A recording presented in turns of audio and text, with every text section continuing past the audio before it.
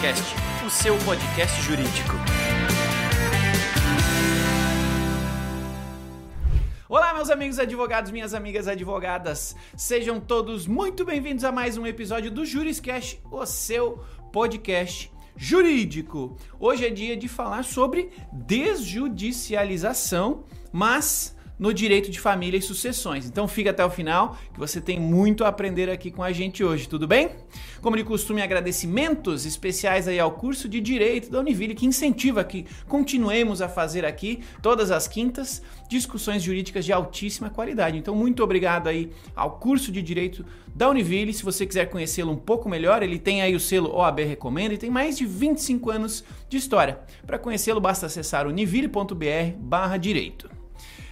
Convido-os também a nos assistir em vídeo no YouTube e no Spotify. Então assista o nosso vídeo, veja nossos rostinhos e, acima de tudo, envie sua mensagem de áudio pra gente. Tem um QR Code aqui na tela e um link na descrição onde você pode mandar seu áudio pra gente colocar aqui no ar com as suas percepções, com as suas dúvidas, com as suas perguntas e com as suas indicações. Estamos também em todas as demais plataformas. Deixe lá seu joinha, seu coraçãozinho, suas estrelinhas. Nos ajude a continuar produzindo aqui episódios cada vez melhores para você, tá bom? Combinado, então vamos ao que interessa. Vamos chamar aqui a nossa convidada, ela que é a Laura Brito. Ela que é especialista em Direito de Família e das Sucessões e doutora pela USP. Ela é professora em cursos de pós-graduação, palestrante, pesquisadora e autora de livros e artigos nesta área. Seja muito bem-vinda, Laura, a mais um episódio do Juriscast. Ei, Thiago, que bom estar aqui com você hoje e com quem ouve o Juriscast. Para mim é uma satisfação imensa e tenho certeza que a gente tem muito a falar sobre esse tema. Pois é, aqui você já é de casa, já está acostumada com a mecânica aqui do Juriscast. Nós gostamos de começar com contexto, né? Então, já que a gente vai falar sobre desafios da desjudicialização no direito da família e sucessões, é porque tem algo novo, tem alguma alteração aqui que é importante a gente trazer à luz para que as pessoas saibam o motivo dessa conversa aqui. Então, dá um pouquinho de contexto para a gente sobre essa alteração recente aí do CNJ, de como passar a tratar o tema, por cima aqui para o pessoal entender o que está em jogo a partir de agora, qual é os pontos de atenção que a gente vai trabalhar na nossa conversa daqui para frente. Vamos lá. Tiago, eu vou contar para os ouvintes o que aconteceu recentemente, o que aconteceu em agosto desse ano, ou seja, ontem, né, no mundo do direito, mas depois eu quero fazer um pouquinho mais para trás, explicar onde que essa novidade ela se localiza para a gente entender esse movimento, né, de desjudicialização do direito de família e das sucessões. Em agosto, a gente teve uma alteração pelo CNJ, uma resolução nova que trouxe uma modificação nas possibilidades de inventário e partilha e de divórcio extrajudicial, ampliando essas possibilidades para os casos em que há interesses de pessoas incapazes. Mas, Laura, como que a gente vai saber se isso é de fato uma novidade? Qual a relevância disso, né? A gente vai saber se a gente olhar para os últimos quase 20 anos desse movimento de desjudicialização do direito de família e das sucessões. Para não parecer que é uma coisa de hoje, né? A gente já tem aí nos últimos 20 anos uma demanda, né? Considerando que o judiciário, você sabe, é bem abarrotado, né? Considerando que as questões de família, que envolvem sucessões também dependem de muita autonomia das pessoas que compõem aquela família. Em 2007, a gente teve uma autorização de que a gente pudesse fazer divórcios e inventários no cartório. Então, só para lembrar, desde 2007 a gente pode fazer divórcio e pode fazer inventário no cartório. Mas lá em 2007, quando isso aparece na legislação, era autorizado somente em casos muito específicos. No caso do divórcio, a gente não podia ter filhos menores, nem filhos incapazes. O que eu estou chamando de filhos maiores e incapazes? É uma pessoa com mais de 18 anos, mas, por exemplo, que foi curatelada. Não podia. Então, ou seja, só aqueles divórcios de casais sem filhos ou que já se divorciavam com os filhos mais velhos, a gente podia ir para o cartório. E quando a gente falava de inventário e partilha, a mesma coisa. Não podia ter interesse de incapaz, ou seja, gente com menos de 18 anos ou com mais de 18 anos por algum motivo que trouxesse uma incapacidade. Tinha também na época uma restrição em relação à existência de testamento. se tinha testamento, tinha que ir para o judiciário. Então ali a gente começa essa caminhada. É uma alteração legislativa que vai ser regulamentada por uma resolução CNJ, resolução 35 de 2007, ela sim que vem detalhando como que funciona esses inventários, essas partilhas, esses divórcios que possam ser feitos no cartório. Agora, em agosto, a gente tem uma nova resolução, a 571 de 2004, que vem para alterar a 35, aquela lá de 2007, para ampliar as possibilidades, justamente trazendo essa possibilidade de que a gente possa fazer divórcio e partilha no cartório, mesmo tendo filho menor ou maior incapaz, e permitindo que a gente faça inventário e partilha, mesmo que exista herdeiro menor ou maior incapaz, mas cheio de algumas exigências e cheio de detalhes. Mas deu para entender o contexto em que essa novidade está, Thiago? Sim. Tem aqui uma oportunidade para advogados que eventualmente trabalham nessa área, né? Ampliou aí a possibilidade de oferta aí desse serviço, mas também gera dúvidas, né? Imagino que toda vez que uma mudança como essa acontece, a gente vai precisar estudar o tema para esclarecer algumas eventuais dúvidas. E eu vou aproveitar aqui que você já fez esse trabalho, já atua com isso, já vou começar a lhe perguntar. O advogado, agora, que ouviu o que você falou e pensou, poxa, legal, dá pra gente trabalhar extrajudicialmente esse tipo de demanda. Mas o quanto que ele vai ficar ainda dependendo do juiz para conduzir, né, para finalizar ali a sua demanda? Ainda há dependência limitada? Vai ficar tudo parecido como era antes? Como é que é, na sua visão, essa mudança em específico?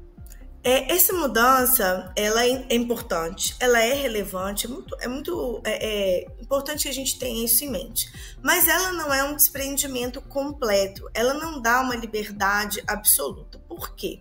Porque para a gente poder fazer esse tipo de partilha, quando a gente fala de divórcio com filhos incapazes, a gente vai, na verdade, dividir as providências.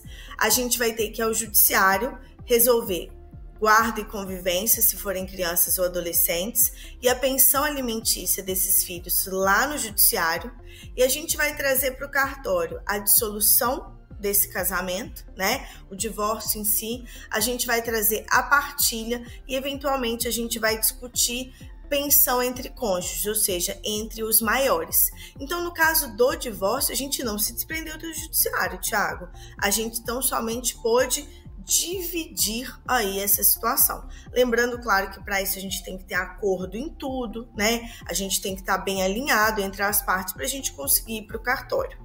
Quando a gente fala de inventário e partilha, a gente até ganha um pouco mais de autonomia, mas a gente depende não só de que a gente esteja de acordo. A gente precisa fazer uma partilha em partes ideais. O que eu quero dizer, Thiago? Vou dar um exemplo aqui um pouco banal, mas que pode ajudar na compreensão. Vamos colocar que um pai faleceu, viúvo já, e deixou 3 filhos. E deixou ali um imóvel residencial, deixou uma casa na praia aí na região de Santa Catarina e deixou também um imóvel comercial valioso. Os 3 mais ou menos com valor semelhante, não igual, mas semelhante. E esses 3 filhos tomam uma decisão com autonomia de que um vai ficar com a residência na cidade, um que gosta mais da praia vai ficar com o imóvel, né, no litoral, e um que já ocupa, por exemplo, com o seu escritório de advocacia o imóvel comercial vai ficar com ele. Em regra, quando todo mundo é maior e capaz, isso não é um problema. Há uma pequena diferença nos quinhões, eventualmente um ajuste tributário, mas isso não é um problema, tá? Mas quando a gente fala de um deles com menos de 18 anos ou maior e incapaz, a gente não tem essa autonomia de cômoda partilha. A gente tem que ter certeza absoluta que essa pessoa incapaz, ela tem os seus interesses garantidos nos centavos. Então, a gente tem que pegar os 3 bens e dividir pelos 3 filhos. Porque só fazendo assim frações ideais, eu tenho certeza que todo mundo recebeu em centavos a mesma coisa. Então, a gente tem essa possibilidade, né? Aumenta a possibilidade de inventário no cartório, mas veja que não é com uma ampla liberdade. E se por algum motivo o dono do cartório entender que a gente tem, né, por alguma razão, motivo para acreditar que há uma potencial violação de direitos dessa pessoa vulnerável, necessariamente ele vai ter que remeter ao Ministério Público e eventualmente isso vai ter que ser apreciado pelo Judiciário. Então veja que é uma liberdade maior, né? A questão do vulnerável pode ser resolvida dentro do próprio cartório, mas em circunstâncias específicas, e se houver qualquer tipo de desconfiança de uma possibilidade de violação dos direitos dessa pessoa, a gente também vai ter que recorrer ao Ministério Público e ao Judiciário, Thiago.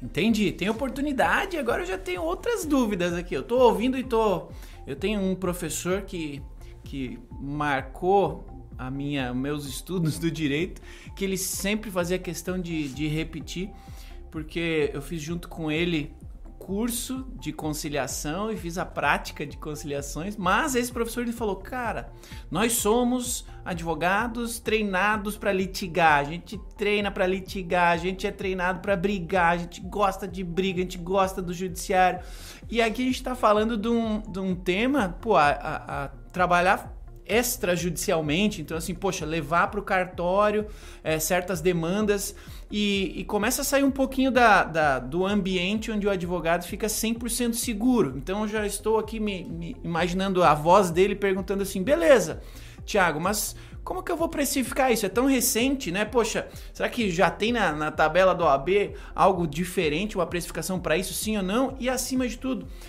a parte do cartório, né? Os emolumentos lá do cartório, nem sempre o advogado tem esses valores na ponta da caneta ali para repassar para o cliente, para fazer a correta valoração do seu serviço. Então, assim, como é que você entende que deve ser o cuidado e a atenção do advogado nesse trabalho para fazer uma prestação de serviço boa, na linha que você acabou de explicar, mas também fazer uma valoração correta para que o cliente e o advogado fiquem tranquilos com esse serviço que está sendo prestado? Nossa, Thiago, acho que eu imaginei umas 20 coisas para te responder e se eu me delongar demais, pode me falar. A primeira parte que eu diria dessa resposta a respeito de uma boa prestação de serviço é sobre a gente ampliar as áreas que a gente domina dentro da advocacia de família e sucessões. Então, pensando, como você mesmo mencionou, nessa formação clássica em que a gente estuda as teses do direito de família, as teses do direito de sucessões e as teses do processo ou código de processo, esse tipo de estudo e esse tipo de conhecimento não será suficiente para essa atuação. Então, a primeira coisa que a gente precisa para pensar em termos de prestação de serviço, é que sim, esse advogado ele esteja antenado nas boas técnicas de negociação. Porque, como eu te disse, o primeiro requisito para a gente ir para o cartório é que as partes estejam de acordo. Alinhada. Então, esse advogado ele tem que ter estudado, né, as melhores técnicas de negociação. Eu sempre gosto de falar, né, nas técnicas da escola de Harvard de negociação baseada em interesses. Isso é a primeira coisa que ele precisa ter como instrumental. A segunda coisa é que esse advogado, além, claro, de conhecer direito de família e das sucessões, ele deve estar muito preocupado em estudar e explorar o ramo que hoje a gente chama de direito notarial e direito registral. Isso é essencial, né? Lá no cartório não funciona como no judiciário, que a gente vai fazendo pedidos e fundamentando os pedidos e há até ali um quê de uma certa sorte, né? A depender de como o juiz encara aquele pedido. O cartório ele segue regras muito estritas, né? A gente tem uma série de documentos que a gente tem que apresentar, esses documentos têm que ser atualizados. Então, a pessoa tem que estar antenada nas regras gerais do direito notarial e do direito registral, especialmente aqui do direito notarial, e precisa conhecer as regras também do estado em que ele está atuando, porque cada tribunal de justiça, né, Thiago, vai baixar normativas sobre o funcionamento dos atos extrajudiciais, dos atos notariais daquele estado. Então, esse advogado que atua no direito de família e das sucessões extrajudicial, ele tem que estar muito bem amparado nos seus conhecimentos de direito notarial, de direito registral e de toda essa normativa de como os cartórios funcionam. Mas não é só isso, tem uma terceira coisa. Esse advogado, ele tem que explorar um conhecimento a respeito da cultura organizacional dos cartórios, Thiago. Não adianta só eu conhecer as regras. A gente tem que ter um jogo de cintura, não é mesmo? E a gente tem que conhecer como é que as coisas funcionam ali no balcão do cartório. Os cartórios, como é que normalmente eles interpretam essa regra aqui do Tribunal de Justiça? Como é que eles normalmente, na prática, gostam que a gente faça o pedido, por exemplo, do início de um inventário extrajudicial, de um divórcio extrajudicial? É por e-mail? É presencialmente? Não existe isso escrito em lugar nenhum. Mas é da prática, da cultura organizacional. E esse advogado ele tem que estar muito disponível para conhecer a cultura organizacional dos cartórios se ele quiser investir nesse direito extrajudicial de família e das sucessões. Tem mais ainda antes de eu falar de precificação, uma quarta coisa. Eu entendo que esse advogado ele tem que estar com a jornada do cliente muito bem organizada dentro do seu escritório. Isso é um ponto delicado, Thiago, mas eu acho importante a gente falar sobre isso aqui para os seus ouvintes do Juriscast. Por quê? No judiciário, querendo ou não, a gente pode deixar a vida nos levar. Se a gente não fizer uma coisa exatamente como deveria, o juiz vai lá dar um despacho, corrija isso, faça isso, movimente. Ou seja, a cadência das coisas no judiciário, ela tem menos autonomia. Mas quando eu vou para o extrajudicial, eu mesma tenho que ter uma organização. Qual é a certidão que perde a validade primeiro? Então, eu peço a que demora mais para perder a validade, para depois pedir a que perde a validade primeiro. Eu espero, então, o cliente a pagar o imposto para depois pedir as certidões? Ou logo antes eu já posso pedir as certidões? Como que a gente faz o pagamento dessas certidões? Eu mando o boleto para o cliente ou a gente adianta a despesa e depois pede? Quem não tem uma grande organização para fazer isso vai ter dificuldade, porque diferentemente do judiciário em que a gente segue um código de processo que nos conduz, no extrajudicial a gente precisa conduzir as coisas com maior autonomia. E é por isso que às vezes advogados desistem ou não fazem o uso, né, dessa oportunidade incrível que é a desjudicialização do direito de família e das sucessões, porque ele não quer criar o seu próprio procedimento. Ele prefere ir no judiciário e seguir o procedimento do próprio judiciário. Então você vê quantas coisas em termos de conhecimentos e de habilidades que esse advogado tem que aprender, tem que desenvolver para poder entrar nesse mundo do direito de família e das sucessões extrajudicial. O que me conduz então a uma segunda parte da sua pergunta. Como é que a gente vai fazer para poder precificar isso, né, Thiago? Sim. O que eu quero chamar a atenção aqui? A partir mesmo disso que eu acabei de comentar. Às vezes há uma falsa impressão de que o serviço do direito de família e das sucessões extrajudicial, ele deveria ser um serviço de honorários mais baratos. Porque o que a gente ouve assim na linguagem comum é mais rápido, é mais fácil. A gente até às vezes vai usar essas expressões até para incentivar as pessoas a irem para o extrajudicial. Mas ela pode até ser mais rápida. Mas definitivamente não significa que ela é mais fácil, porque ela vai demandar de nós conhecimentos que normalmente não são trazidos pela faculdade de Direito, vai demandar tempo, vai demandar organização nessas questões dos procedimentos, vai demandar eventualmente uma pós-graduação que envolva essas questões, toda uma organização dentro do escritório a partir do primeiro que faz e criando esses procedimentos para não repetir os mesmos equívocos no seguinte. Então, como você pode ver, não é um serviço menor, não é, portanto, um serviço que deve ser entendido como um serviço mais barato, né? Pelo contrário, como ele é um serviço mais especializado e pode trazer uma série de vantagens para os clientes, considerando-se a rapidez dele, né? A gente tem que valorizar tanto quanto um inventário judicial. O que eu sugiro, por fim, aqui aos meus colegas é que se desfaçam daquele apego à tabela da OAB de uma porcentagem do patrimônio ao final. Tá? É pensar em termos de quantas horas a gente gasta, de profissionais mais especializados dentro do escritório. Isso é um serviço que dificilmente vai ser feito por estagiário, vai ser feito por advogado júnior, tá? Claro, ainda que eu incentive os júniores a buscar esse conhecimento também. Então, por isso, a gente deve pensar nesse sentido e pensar numa forma de remuneração que seja justa e adequada, para que não jogue esse advogado para essa situação de ter que largar isso para lá, porque só Deus sabe quando vai vir esses honorários. Isso faz sentido para você, Thiago? Faz muito sentido e, sem dúvida, faz para a audiência também, né? Aqui tem advogados de todas as esferas, tem muito estudante de direito que está nos ouvindo, está aprendendo com a gente, tem advogado de escritório de advocacia, tem advogados que trabalham em empresas, né, em departamentos jurídicos, então, sem dúvida, tem mais gente aprendendo além de mim. Faz sentido. Dá trabalho, tem que cobrar bem, né? Porque o cliente cobra igual e o resultado tem que dar certo, né? O que inclusive, me leva até a próxima pergunta. Você falou, poxa, o serviço pode parecer fácil, mas ele não é fácil. E tem uma carga de responsabilização aqui muito alta, né?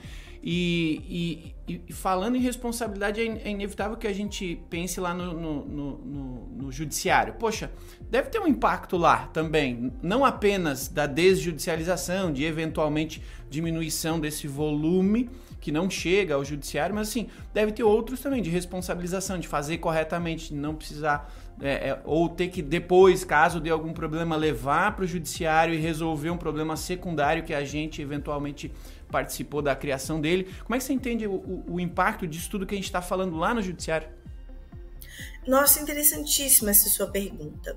A primeira coisa que eu tenho para te responder é que dificilmente um juiz, por exemplo, de família e sucessões, diria que ele teve uma diminuição do volume de trabalho dele por causa desse movimento de extrajudicialização. Não só porque, claro, eles sentem, né, que estão impactados pelo número de processos, mas a gente tem uma pequena quantidade de casos resolvidos no cartório ainda. Por quê? Porque é mais caro, tá? O custo disso é mais caro e demanda esse profissional ainda mais especializado. Então, é para poucos, tá? Ainda é para poucos.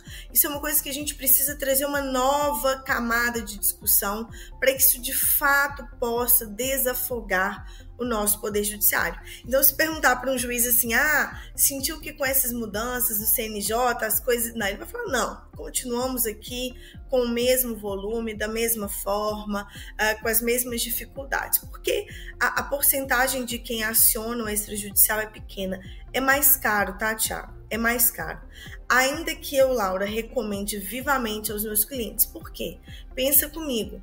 Às vezes a gente tem ali 1 ou 2 imóveis, né, que a gente gostaria de vender, de liquidar e cada um pegar a sua parte em dinheiro para colocar o seu negócio em dia, para terminar de pagar um imóvel seu, para fazer alguma coisa, estudos, né? Se eu consigo terminar o inventário disso em 2, 3 meses, isso está liberado para a gente liquidar o patrimônio, você concorda comigo que isso tem vantagens financeiras reais, né? Então, quando eu sugiro que façam um inventário extrajudicial, ainda que seja mais caro, é pensando nisso. Às vezes vai demorar tanto tempo o judicial que eu perdi oportunidades de venda, eu perdi oportunidades de negócio, eu perdi uma série de coisas. Então, continua sendo interessante. Mas mesmo sendo interessante, nem todo mundo sabe fazer. E nem todo mundo tem o dinheiro para fazer isso com toda essa rapidez. Então, realmente, o judiciário ele não vai dizer que ele sofreu um impacto ainda em relação a isso, tá? Porque é pequeno, mas tomara que com o tempo a gente vá ampliando cada vez mais as possibilidades.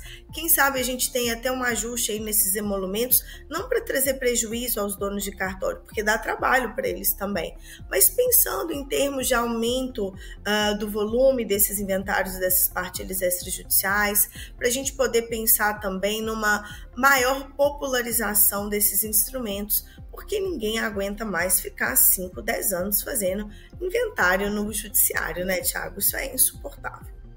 Todo mundo conhece alguém que tem um processo que está há 20 anos lá de inventário, né? É o primo, o amigo, conhecido, mas eles existem e estão aí bem vivos ainda, tomando tempo lá do judiciário e, acima de tudo, das pessoas que estão aqui dependendo desse processo, né? Então, a existência de opções alternativas já é uma bênção, uma alegria para que a gente possa, no mínimo, avaliá-las, né? Para o caso concreto em cada um deles.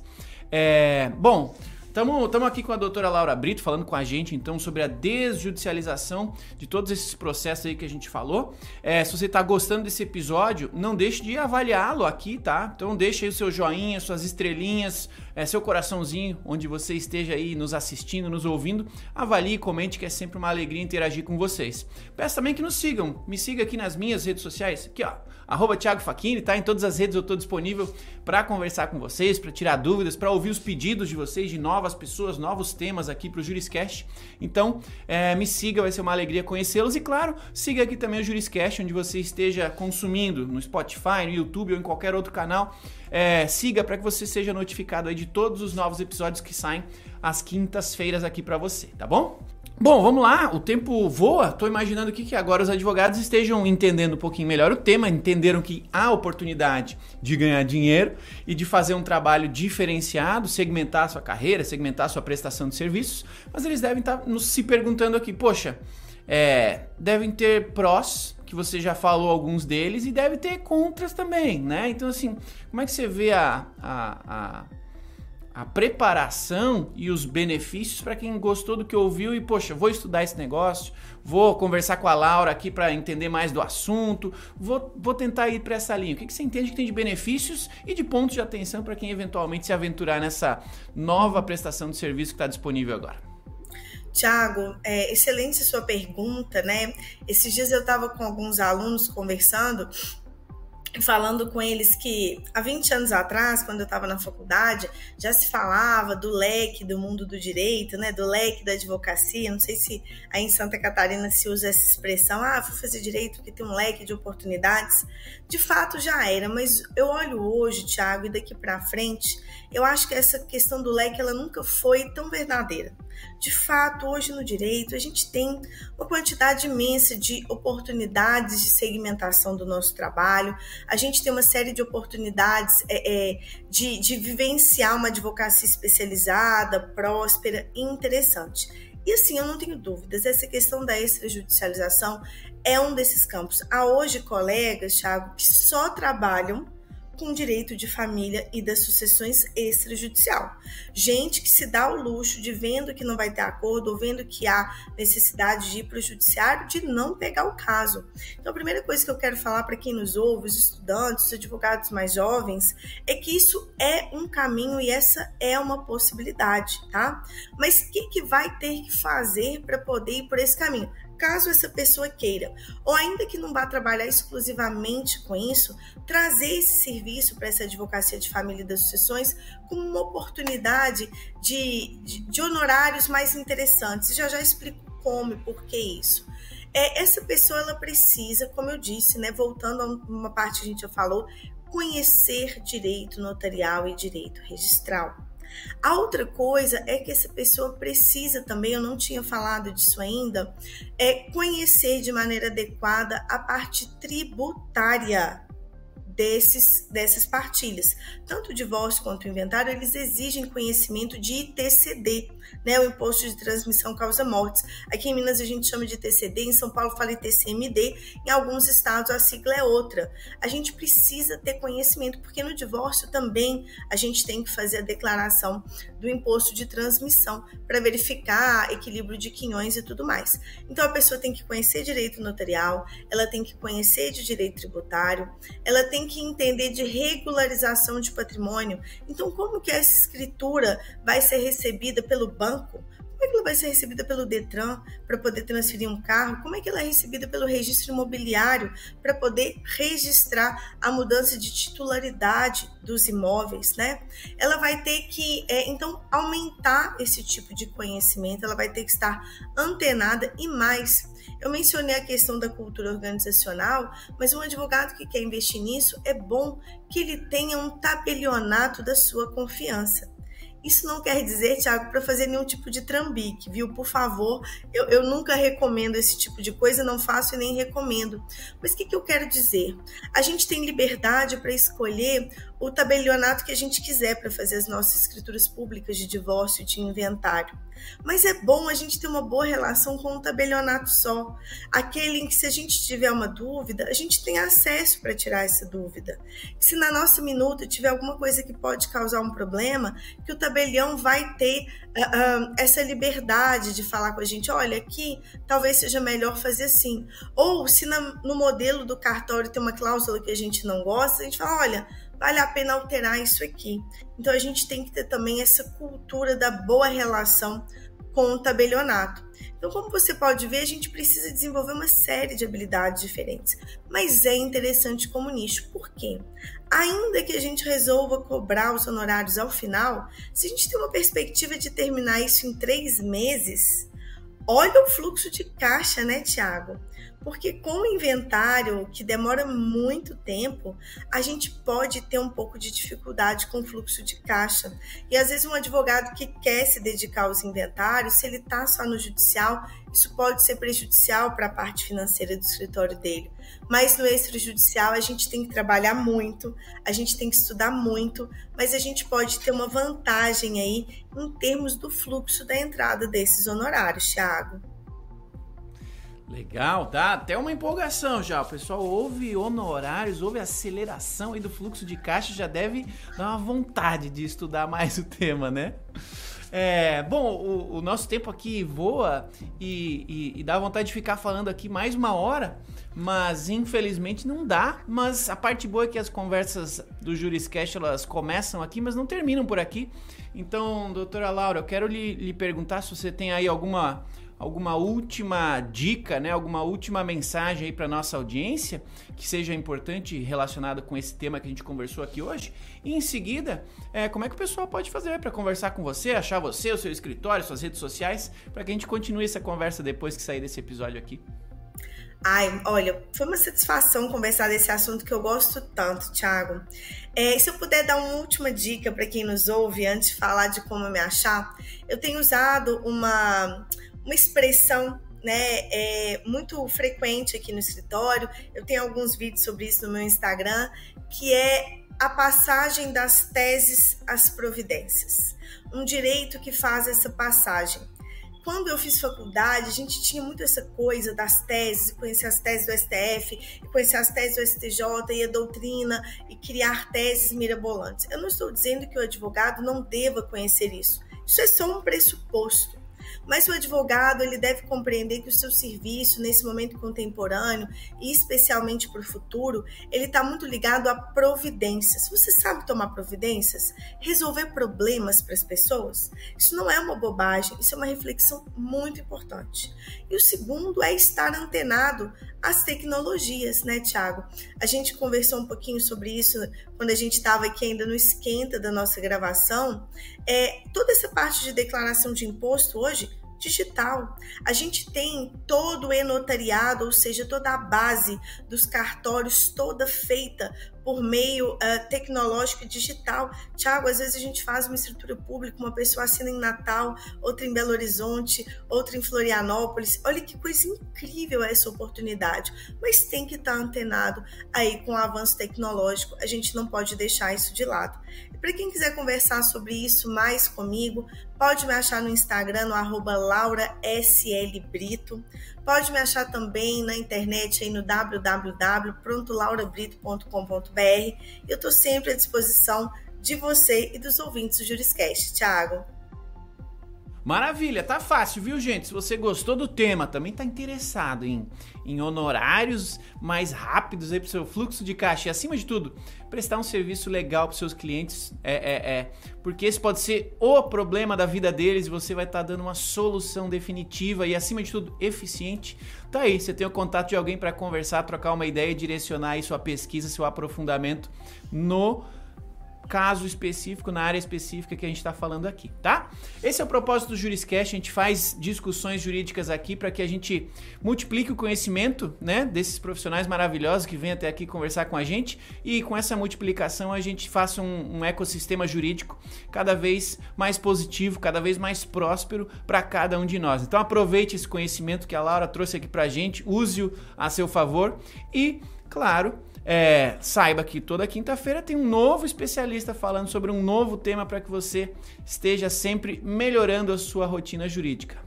Laura, muito obrigado pela participação, por dedicar o seu tempo aqui para conversar com a gente, disponibilizar o conhecimento aí de uma vida no direito para quem está nos ouvindo. E obrigado também a você que nos acompanhou até o final deste episódio aqui. Toda quinta-feira tem um episódio do Juriscast para você. Siga nos acompanhando, siga enviando os episódios aí para seus colegas que também têm interesse na área.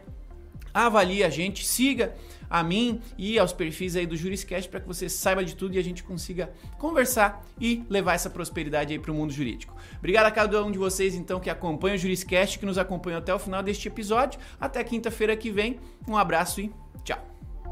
Tchauzinho. Você ouviu o Juriscast, produção e oferecimento ProJuris, plataforma de inteligência legal, líder no desenvolvimento de software para departamentos jurídicos e escritórios de advocacia, powered by Softplan.